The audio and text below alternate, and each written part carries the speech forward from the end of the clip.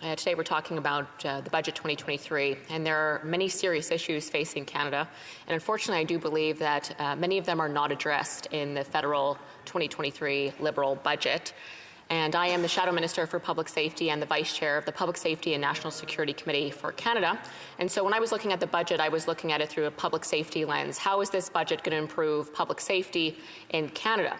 And again, there are very serious issues in public safety that need dire and immediate attention from the Liberal government, and I don't feel that they were given that attention in Budget 2023. Of course, we are facing a 32% rise in violent crime since 2015. That's the 2015 to 2021 statistic.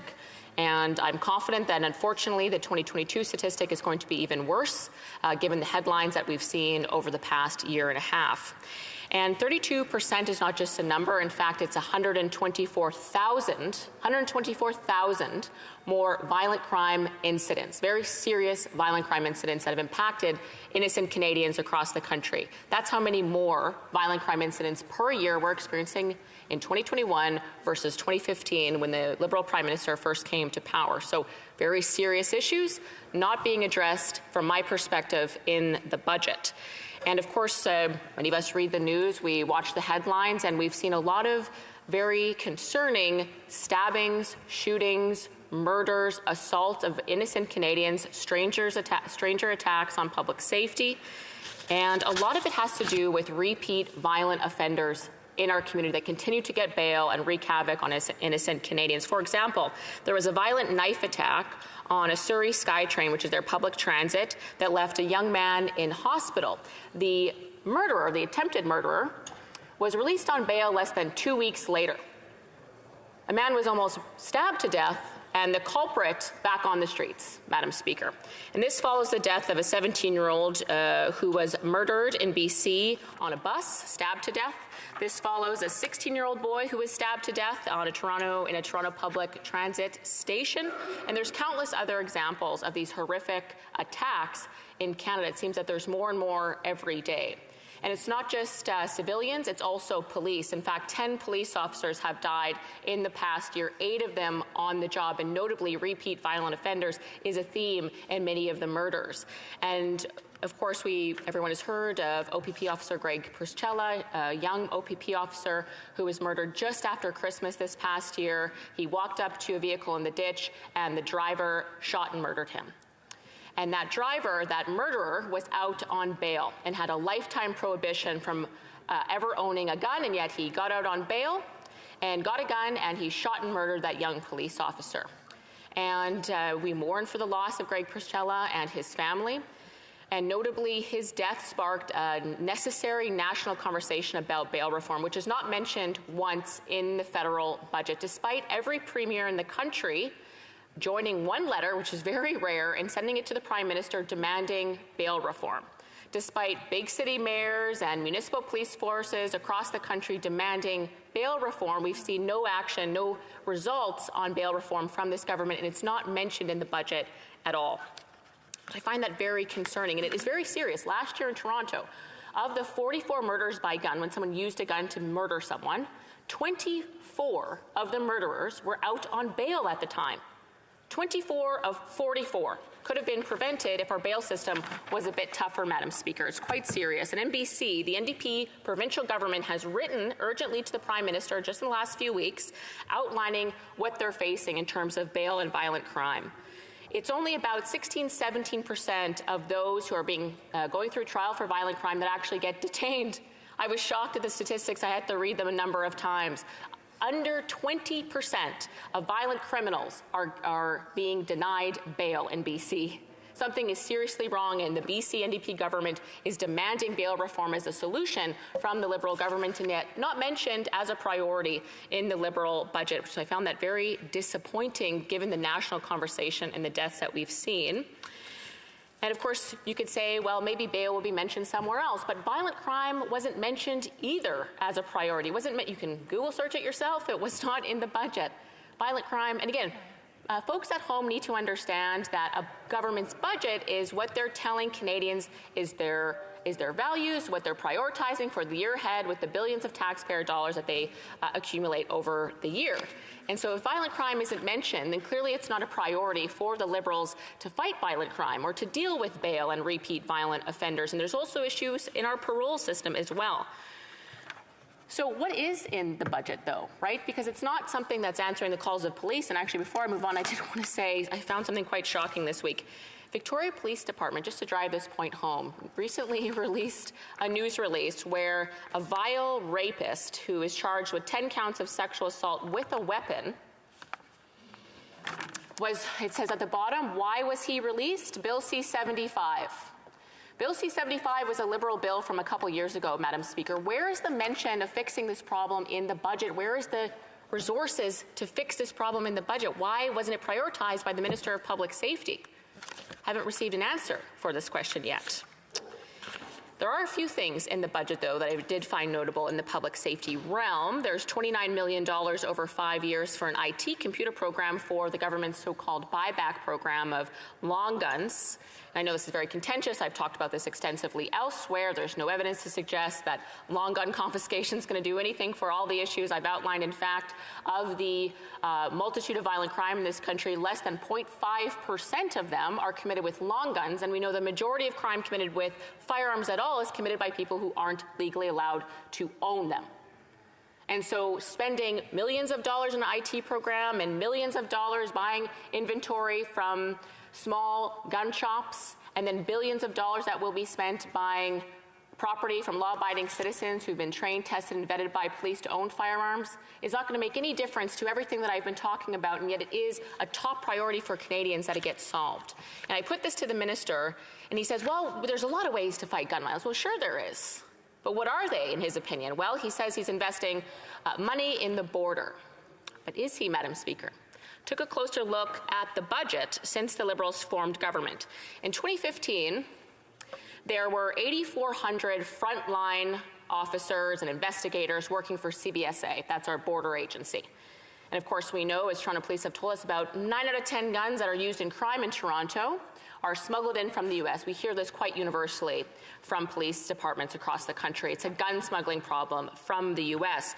So, okay, 2015, 8,400 frontline workers that are tasked with stopping things like this from happening, stopping the gun smugglers. Now, the Minister of Public Safety has said to Canadians multiple times, every time he gets a microphone, he's spending all this money in the border to stop gun smuggling. And yet, Madam Speaker, 8 years later, there's only 25 more frontline officers, yet all that money he's spending. To only 25 more frontline officers to fight gun smuggling, which is the source of violent crime in this country. And yet he gets up every chance he talks and boasts about how much money he's invested. So where's that money going? Well, a closer look at the employees at CBSA. Middle management has gone from approximately 2,000 people in 2015 to 4,000 people in 2023. It has doubled middle management, not the frontline workers who are working hard and putting their lives at risk to apprehend gun smugglers at the border, no, to middle managers, Madam Speaker. Now, we greatly respect all of our middle managers and public safety, but the point is it has doubled while there's been almost no movement of the frontline officers. So how serious is he really about cracking down on gun smuggling? Because the numbers aren't telling me that the results are going to be there. And we know RCMP is facing significant issues as well. Recruitment is way down, as is morale across the country. Police, this is an issue. And yet there isn't any new money in the budget to encourage recruitment or for new recruits. And yet, again, we're seeing serious declines in recruitment in our police forces. Why isn't that being addressed? We need more frontline police officers to fight violent crime.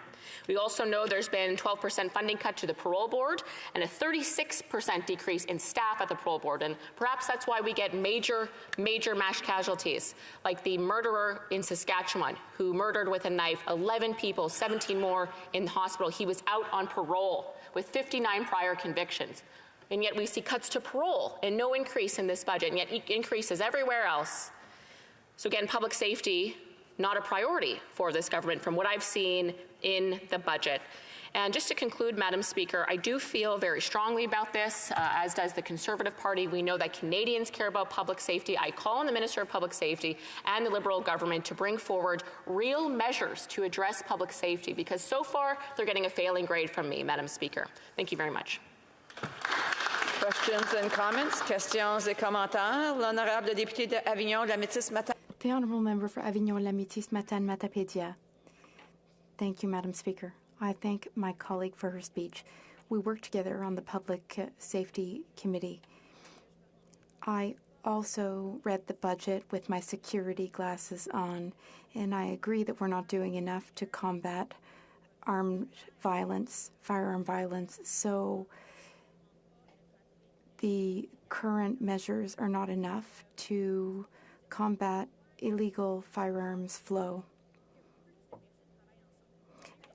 I want more people to work together. I think there should be a sort of a mixed group between Akwesasne-Mohawk Police, New York Police, the Sûreté du Québec, Ontario Police, the Canada Border Services Agency, and I think they should all receive more resources, because when they testify in committee, they tell us that they don't have the resources to stop firearms traffic. So does my colleague feel that the government is investing money and resources in the right place? Thank you, Madam Speaker. It's been a great pleasure to work with my colleague on public safety. It's great to have two young, strong women fighting for public safety in Canada. Thank you very much. And I would say that I appreciated the guns and gangs study that the two of us and the others on public safety spearheaded and actually all signed on to that report. It's amazing what we can accomplish when the Liberal cabinet doesn't stick its nose in public safety affairs, I will say. That aside, we did learn significantly that, just as the member outlined, actually near her riding, I believe, is where there's a lot of gun smuggling and drug smuggling coming in. I firmly believe in empowering First Nations policing and First Nations community resources to stop that sort of thing. I think they need to be clearly a partner, an equal partner at the table in that regard. I'm not happy with the results we've seen, and I don't believe the First Nations are either, because we've had them to committee and we've talked to them. It doesn't seem like they're getting the resources they need, and yet it's very odd given the money being spent. This is where the problem is. Why aren't we investing more money? They're spending money everywhere else. Why not to stop the problem, Madam Speaker?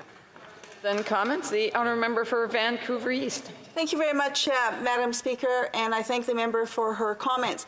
In my riding of Vancouver East, we are actually struggling with a series of crises, if you will. We have a homelessness crisis, we have a drug poisoning crisis, we have a mental health crisis where people need mental health support and are not able to access it. Now, I'm wondering whether or not the Conservative would support an approach whereby all levels of government are brought together, the federal government, the provincial government, municipal government, along with the community and Indigenous leadership, to find a way to address the crisis that we face, similar to what was in place in Winnipeg, what was called the Winnipeg Accord, formerly in Vancouver, the Vancouver Agreement, to take that concerted approach in a nonpartisan way to address the situation that we're all faced with, and particularly in my situation in the downtown east side. The honourable member for Kildonan St. Paul. Thank you, Madam Speaker. I appreciated working with the member when we were on Immigration Committee together, and that is something that I would personally support. I can't speak for the Liberal government or any other level of government, but certainly I do believe that when we come together and collaborate, we see real results, especially across party lines. And we've seen collaboration across party lines at the provincial level, where all premiers of multiple different parties signed on to a letter demanding bail reform, which is a consequence and part of the problem the member outlined. The repeat violent offenders wreaking havoc on our communities, taking advantage of vulnerable people, particularly those addicted to drugs, hurting them, putting them at risk. So I think that there's a lot that the member and I would work well together on, and certainly collaboration is a female strength. I would love to see something like that happen, particularly given all the lives that we've lost, particularly young lives over the last number of years, to the drug addiction issue. Thank you. For a brief question, the Honourable Deputy Whip. Thank you, Madam Speaker. The member, I listened attentively to her speech. There are many things in this budget that are very good for Canadians. I wanted to ask her about her opinion on the dental plan that is now free for children under 12. And by the end of this year, we'll be expanding it to those with disabilities, seniors, and those under 18. What would the member think about giving this plan to Canadians, providing this plan for Canadians? The honourable member for Kildonan St. Paul. Thank you, Madam Speaker. When looking at the budget, I think we need to all be concerned about children and what the future is for them. On the dental plan, I do believe in provincial jurisdiction. Dental is a healthcare issue. I do believe that we need to allow provinces to lead the way on healthcare issues. I do feel that the Liberal government has really waded into provincial jurisdiction way too many times, way too much. So I do appreciate the member's question. And when we're talking about children, I know that she heard when I mentioned there were multiple deaths by stabbing. Notably from those repeat violent offenders I mentioned, talked to you about length. Those were children who were murdered. What is her government doing about that and protecting those children, ensuring their future? Not a lot, Madam Speaker.